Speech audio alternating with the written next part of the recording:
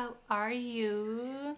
I'm Aiko Hemingway, and I'm an American English pronunciation coach and business coach based in Hawaii. Okay, so today I'm going to talk about how you can understand fast speaking Americans. So, I'm an American English pronunciation coach, but when I came to the US when I was 23, I didn't really understand what people were saying because they were speaking so fast. And what I realized was that the English that I learned in Japan was like really textbook form and it's really slow. But when you are in the US, you realize people speak so much faster than the textbook, right? But it's the same thing for Japanese too. When I think of like a Japanese textbook pronunciation is really slow, like konnichiwa Yamada-san, stuff like that, right? But I don't speak like that, like oh konnichiwa, right? It's like not konnichiwa. It's so slow because it's so textbook, right? But in a real conversation we just go like ah konnichiwa. It's so fast. So it's the same thing for English. So when you listen to English, like real conversations, you will notice that, oh my god, they speak so fast. But think of that. That's normal. That's the normal form of the language. Textbook pronunciation is not real. It's the exaggerated version of the language. No one really speaks like that in a real life, right? So that's something that you want to notice first, so that you'll be able to understand how real language works in any language. But I'm gonna focus on just the like fast speaking Americans because I only teach American English pronunciation. So I have 3 points today. So thank you for attending live. If you have any questions about English pronunciation or how to improve your pronunciation, stuff like that, please comment here in the chat box. And today I am talking about how to understand fast speaking Americans. Okay, so the first point is to understand the connection. It is called linking. So for example, I will show you some example here. If you imagine how it sounds like in textbook, how does it sound like? Check it out. You probably hear like check it out. Everything is kind of disconnected. Check it out. Because when you hear like textbook pronunciation, it's really exaggerated. It's spoken very slowly and it's very clear. But in real life, all the sounds get connected so that you don't get tired. So textbook pronunciation is very exaggerated, right? So can you imagine if you speak like textbook, you'll get tired right away, right? But in the regular conversations, you don't want to get tired. You should be able to speak all day without getting tired. Therefore, you want to make it like a economically effortless way to speak the language. So when you hear check it out, so everything gets connected. Therefore, here, so instead of going check it, it becomes check it. So the sound is connected. It out.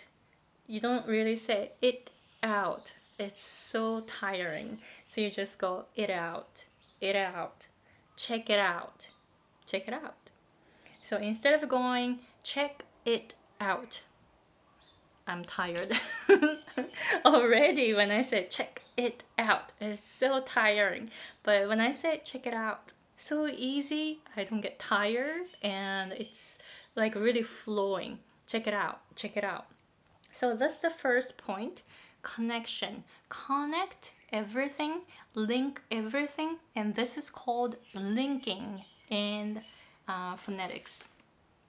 So next is vowel reduction. This is my favorite part because like vowels get reduced and they often become the schwa sound, the schwa sound. So when you have, what's the good one? What would be the good one?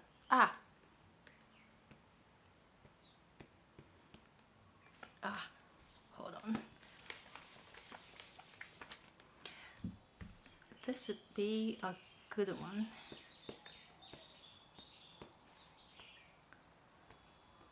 Okay. So the vowel reduction happens so often. Like for example, like out of here. So it's ow,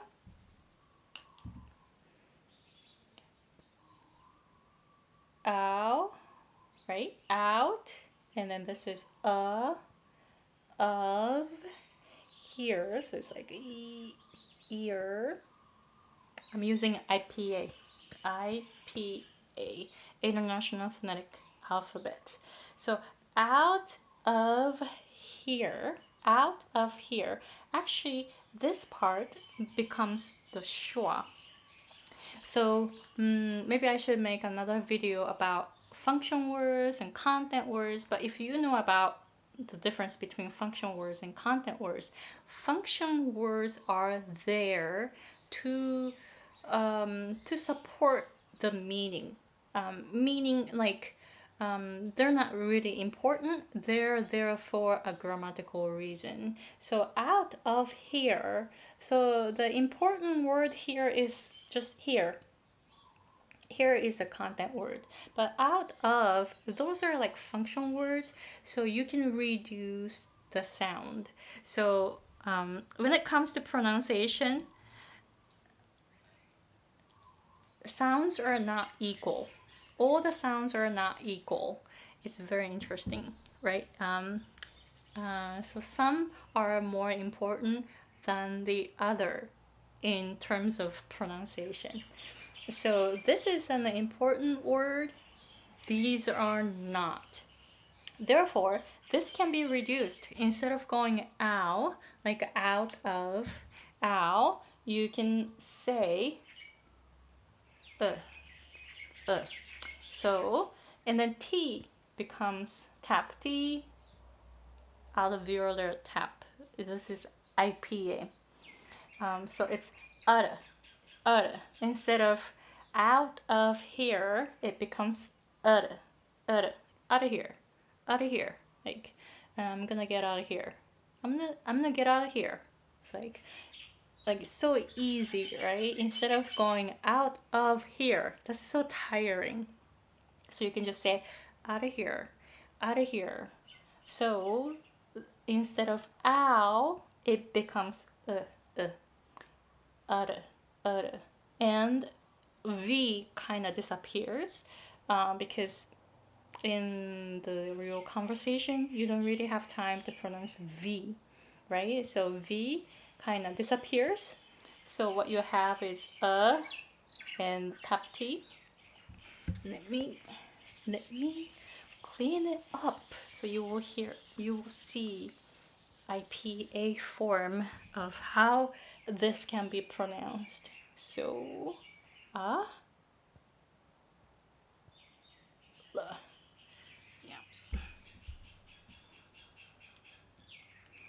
if you're not familiar of this, it's called alveolar tap. So if you see the IPA chart for consonant, you have consonant chart and vowel chart, right? So if you take a look at the consonant chart on IPA, you will find this sound under alveolar and tap. So this is called alveolar tap, which means T gets softened, and it sounds kind of like a D, but not really, because there is actually a symbol for that. So it's ara, instead of going outer. It's ara, and out of here. You can pronounce it that way. So you see, ow becomes because your you don't have time to pronounce ow, and this word is not so important. Therefore, you can just say out of here, and people still understand it. So this is called vowel reduction, and vowel reduction will let you understand fast-speaking Americans. Okay, so next is momentum. You need to understand the flow. So for example, when you hear textbook pronunciation, you hear like the speakers going, how are you? I'm fine, thank you. And you? It's so, it doesn't have momentum. Do you feel it? You don't feel the momentum, right? So I'm gonna write it down here. How are you? I'm fine, thank you.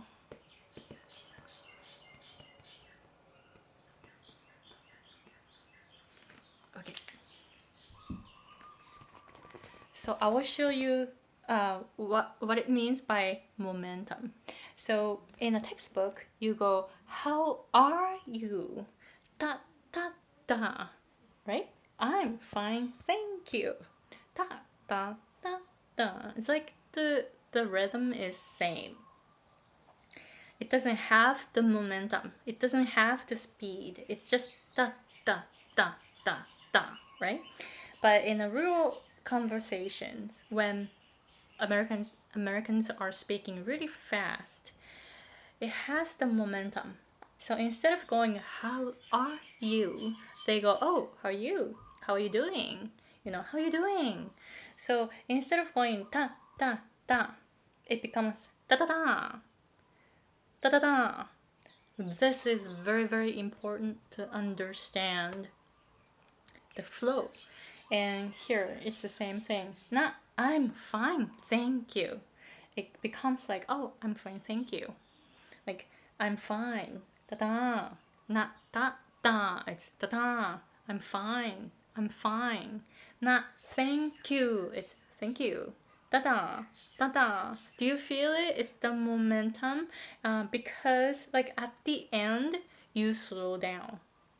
So in English, you start at a very fast speed, like how are you? It's not how are you, but it's like how are you? How are you? So da da da, da da da, right? So if you start understanding the speed, it's so fast at the beginning, and then it slows down at the end, because you have this speed and momentum, and at the end you don't stop right away. So think about how you are driving a car.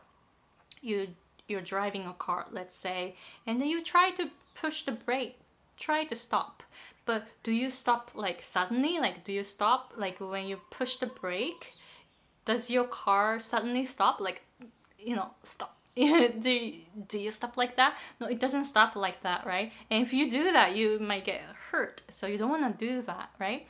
So if you try to stop when you're driving your car, you push your brake kind of like gently, and then you kind of like stop, right? So it takes time to stop. And it's the same thing for the language. English has a lot of momentum, a lot of speed, right? So it doesn't stop right away.